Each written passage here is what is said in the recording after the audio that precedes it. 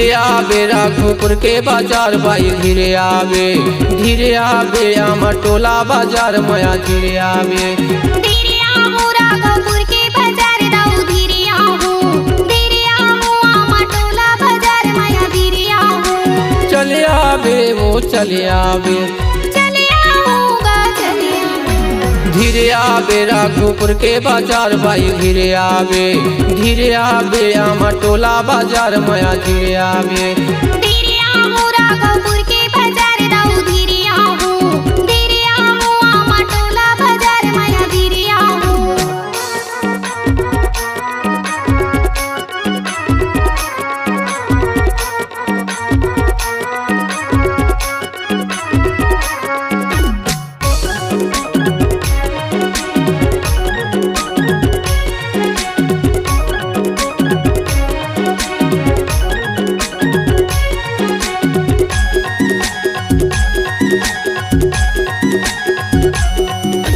रामलाल साहू के लागे दुकान वो लागे दुकान साबुन तेल यानी बनी बेचत सामान वो बेचत सामान।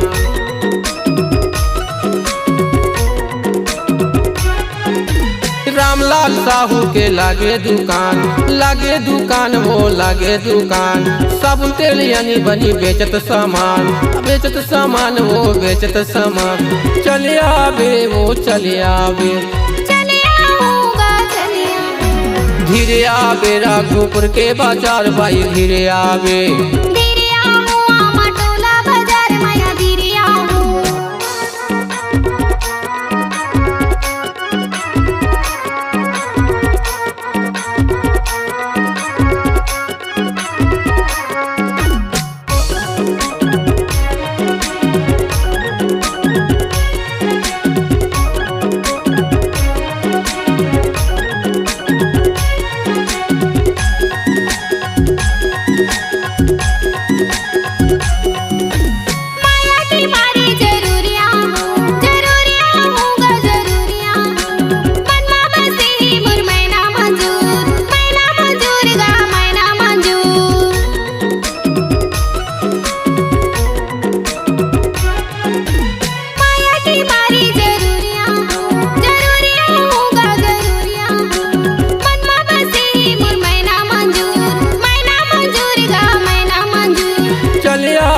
वो चले आवे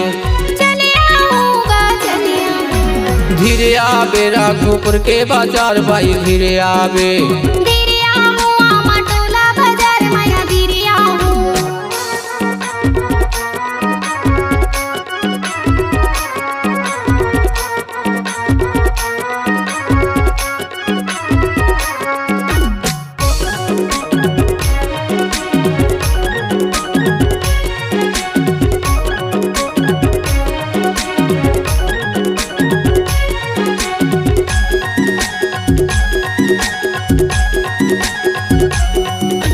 काजल कपड़ा के स्टोरी आवे वो स्टोरी आवे। जींस टॉप तहाँ खरीद आवे वो खरीद आवे।